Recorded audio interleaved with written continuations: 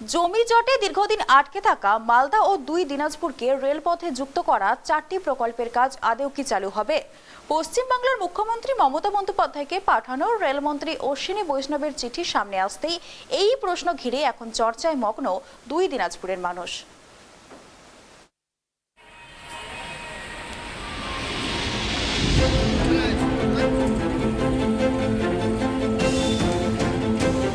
জমি জটে দীর্ঘদিন আটকে থাকা মালদা ও দুই দিনাজপুরকে রেলপথে যুক্ত করা 4টি প্রকল্পের কাজ আদৌ কি চালু হবে? বাংলার মুখ্যমন্ত্রী মমতা বন্দ্যোপাধ্যায়কে পাঠানো রেলমন্ত্রী অশ্বিনী বৈষ্ণবের চিঠি সামনে আসতেই এই প্রশ্ন ঘিরেই এখন চর্চায় মগ্ন দুই দিনাজপুরের মানুষ।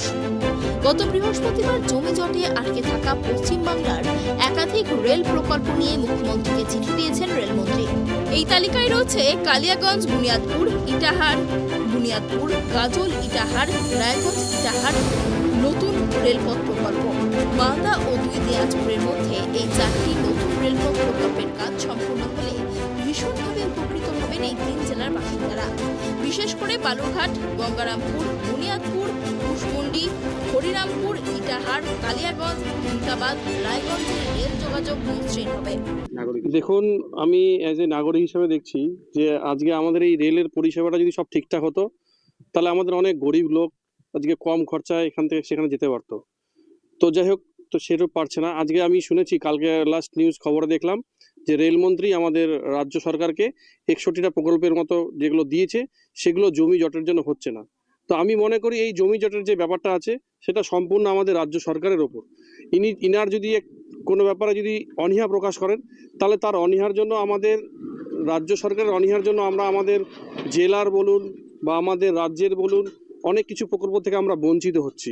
এই বঞ্চিত হওয়ার কারণ এই যে কেন্দ্রীয় সরকার এবং রাজ্য সরকারের এই যে দুজনের যে টানাপোড়েন, এর জন্য আমাদেরকে সাফার করতে হচ্ছে। তো আমি চাইবো যাতে দুজনে সম্পূর্ণভাবে একসাথে করে কাজটা করে এবং আমাদের যে গরিব লোক যারা আমাদের এ প্রান্ত থেকে ও প্রান্ত যাচ্ছে, কম খরচে যাতে রেলে করে এখান থেকে সেখানে যেতে পারে, এই উত্তর দিনাজপুর থেকে দক্ষিণ দিনাজপুর যেতে পারে।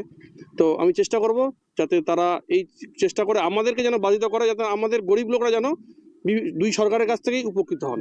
রেল দপ্তরের যে 61টা প্রকল্প জমি অধিগ্রহণ নিয়ে জমি জটের জন্য পড়ে আছে, আটকে পড়ে আছে, সেই প্রকল্পগুলা রাজ্য সরকারের জমি অধিগ্রহণের দায়িত্ব, সেটা অধিগ্রহণ করে দেওয়ার জন্য আমরা দাবি জানাই এবং আমাদের ব্যবসা সমিতির পক্ষ থেকে বিনম্রভাবে আমরা অনুরোধও জানাই যেন করে দেওয়া হয়।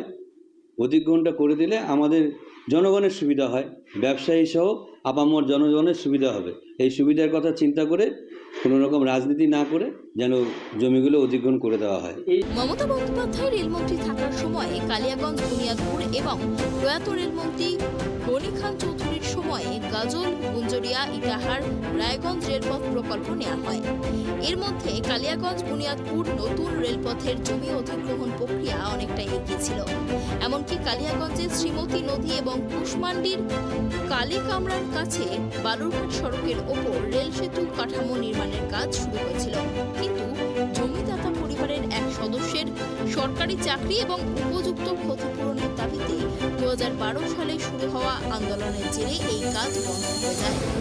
ইটাহার, বুনিয়াদপুর, গাজল ইটাহার এবং রায়গঞ্জ ইটাহার রেলপথ প্রকল্পের জমি অধিগ্রহণ হয়নি।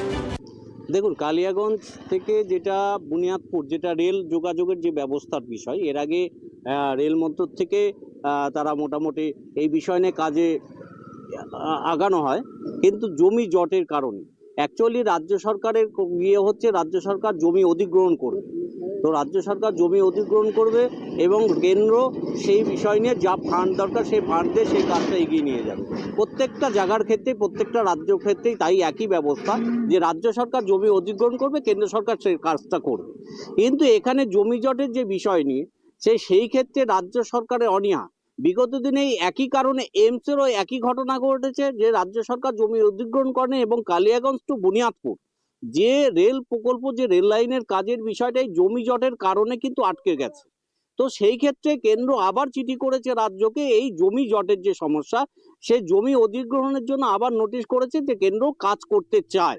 মানে যে ডেভেলপমেন্টগুলো আটকে রয়েছে, আজকে যদি কালিয়াগঞ্জের সাথে বুনিয়াদপুরের যে রেল যোগাযোগ ব্যবস্থা সেটা হয়, তাহলে বালুরঘাট থেকে যত ট্রেন এই দিক দিয়ে শিলিগুড়ি গেলে সময় অনেক কম লাগবে এবং সেই ক্ষেত্রে কালিয়াগঞ্জ রায়গঞ্জের অর্থনৈতিক পরিস্থিতি অনেকটা চেঞ্জ হবে, মানুষের ক্ষেত্রে প্রত্যেকের ক্ষেত্রে এই ক্ষেত্রে সুবিধা হবে। তো অবশ্যই এই ক্ষেত্রে রাজ্য সরকারের সদর্থক ভূমিকা নেওয়া উচিত এবং অতি দ্রুততার সাথে এই জমি অধিগ্রহণ করা উচিত। এমতো অবস্থায় জমি জট কাটাতে মুখ্যমন্ত্রীকে পাঠানো রেলমন্ত্রীর চিঠিতে এই রেলপথ প্রকল্পগুলির উল্লেখ থাকায় আশায় বুক বাঁধছেন গৌরবঙ্গের বাসিন্দারা। কালিয়াগঞ্জ থেকে কুষাণ সরকারের রিপোর্ট, ট্রাইব টিভি।